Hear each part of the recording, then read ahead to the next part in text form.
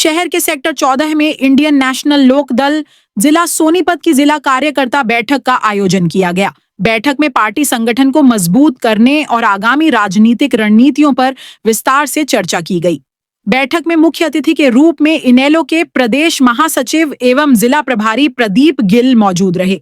बैठक को संबोधित करते हुए प्रदीप गिल ने कार्यकर्ताओं से संगठनात्मक अनुशासन बनाए रखने, जनसंपर्क बढ़ाने और बूथ स्तर तक पार्टी को मजबूत करने का आह्वान किया।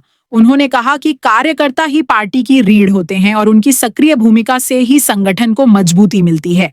उन्होंने सभी पदाधिकारियों से आगामी कार्यक्रमों को पूरी निष्ठा और समर्पण के साथ सफल बनाने का आग्रह किया।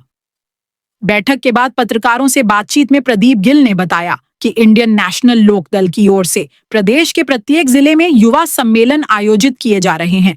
इसी क्रम में सोनीपत में 21 जनवरी को युवा सम्मेलन का आयोजन किया जाएगा।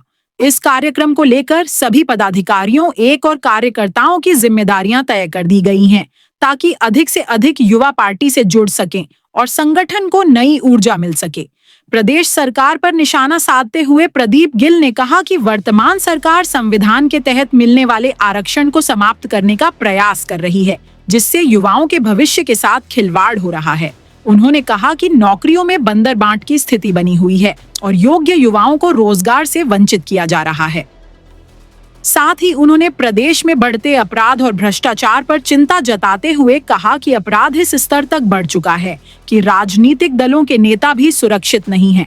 प्रशासन अपराध पर नियंत्रण लगाने में नाकाम साबित हो रहा है और भ्रष्टाचार चरम पर है, जहां गरीब लोगों से विभिन्न कार्यों के नाम पर अवैध वसूली की जा रही है। युवा सम्मेलन करने जा रहे हैं जिला स्तर पे, उसको ध्यान में रखते हुए पार्टी ने मेरी सोनीपत, कैथल और जींद की जिम्मेवारी लगाई है। उन सम्मेलनों में ज़्यादा से ज़्यादा युवाओं को हम जोड़ सके, अपनी पार्टी की नीतियां बता सके, लोगों तक पहुंच सके। इस सब को लेकर के आज हमारे जो मेन पदाधिकारी साथी हैं उनका एक गेट टुगेदर कह सकते हो, नव वर्ष पे हम मुलाकात भी हो गई हमारी। और पार्टी को इस नव वर्ष में 2026 में किन बुलंदियों पर हम लेकर के जाएं, उस सब की एक विचार गोष्ठी कह सकते हो, इनसे विचार विमर्श करने मेरी ड्यूटी लगी है। और इसके बाद सभी साथी अपने अपने हलकों में युवाओं तक जाकर संपर्क करेंगे और 21 जनवरी का हमारा प्रोग्राम है, उसकी भी जगह डिसाइड करके आपको बता दी जाएगी कि वो सम्मेलन कहाँ होगा।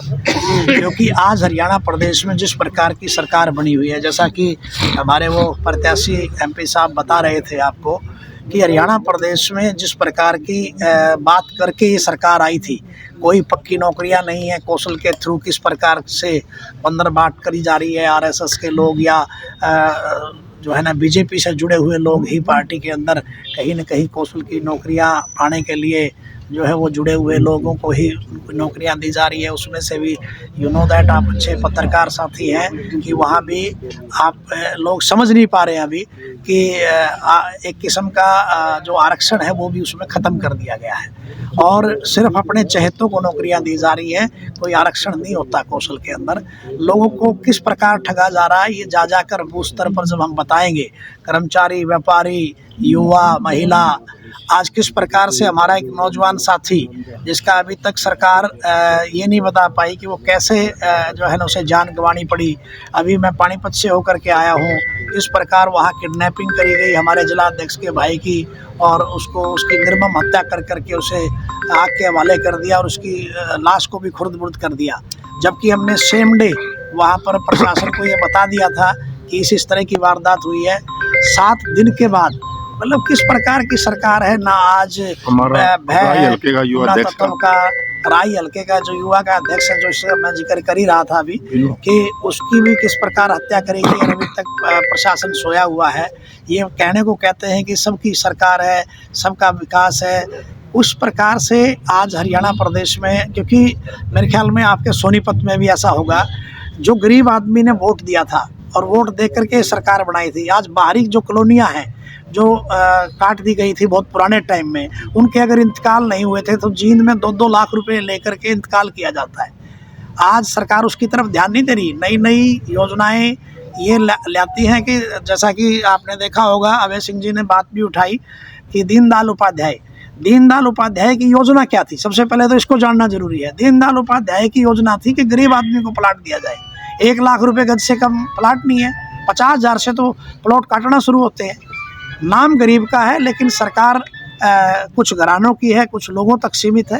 और इसकी जो बात है, हम युवाओं के माध्यम से पूरे हरियाणा प्रदेश में ये मुहिम चला दी है पार्टी ने। पहले हम जिला स्तर पे जाएंगे, फिर हम हल्का स्तर से लेके बूथ स्तर तक भी जाने का काम करेंगे। 4 साल का समय है और हरियाणा प्रदेश का हर वर्ग अब इंडियन नेशनल लोकदल में आस्था जता रहा है और अभय सिंह चौटाला जी के साथ जुड़ना चाहता है। हमने पहले भी लड़ा है चुनाव, आगे भी लड़ेंगे। जिन कार्यकर्ताओं की जो ड्यूटियां लगाई जाएंगी, पार्टी सिंबल पे चुनाव लड़ेगी या कैसे किसे समर्थन मान लिया कोई प्रत्याशी है उसको देगी, जो भी होगा वो पार्टी नेतृत्व स्पष्ट कर देगा, उसके बाद हम लड़ेंगे। अगर आप स्टॉक मार्केट सीखना चाहते हैं लेकिन यह नहीं समझ पा रहे कि शुरुआत कहां से करें, तो ट्रेडिंग गुरुकुल इंस्टीट्यूट आपके लिए एक सही और भरोसेमंद जगह है। यहाँ रविंद्र भारद्वाज, जिनके पास 19 साल से ज्यादा का प्रोफेशनल ट्रेडिंग अनुभव है, छात्रों को सीधे रियल मार्केट के जरिए प्रैक्टिकल ट्रेडिंग सिखाते हैं। यहाँ हर टॉपिक रियल चार्ट्स और लाइव मार्केट के उदाहरणों से समझाया जाता है, ताकि आप सिर्फ सीखें ही नहीं बल्कि बिना डर के खुद ट्रेड करना भी सीख सकें। आप यहाँ सीख सकते हैं स्टॉक मार्केट बेसिक से एडवांस, फ्यूचर्स और ऑप्शंस, फॉरेक्स और क्रिप्टो ट्रेडिंग। आप अपनी क्लासेस ट्रेडिंग गुरुकुल ऐप पर भी अटेंड कर सकते हैं, जो एप्पल स्टोर और गूगल प्ले स्टोर पर उपलब्ध है। तो आज ही अपनी ट्रेडिंग जर्नी की शुरुआत करें ट्रेडिंग गुरुकुल इंस्टीट्यूट के साथ। अभी कॉल करें स्क्रीन पर दिए गए नंबर पर। ट्रेडिंग गुरुकुल इंस्टीट्यूट, गांधी चौक, सोनीपत। अपने शहर की हर ताजा खबर के लिए हमारे चैनल SNA न्यूज को सब्सक्राइब करें, लाइक करें, कमेंट करें व शेयर करें। बेल आइकन दबाना ना भूलें। हमारे अन्य सोशल मीडिया प्लेटफॉर्म्स पर भी हमें फॉलो करें।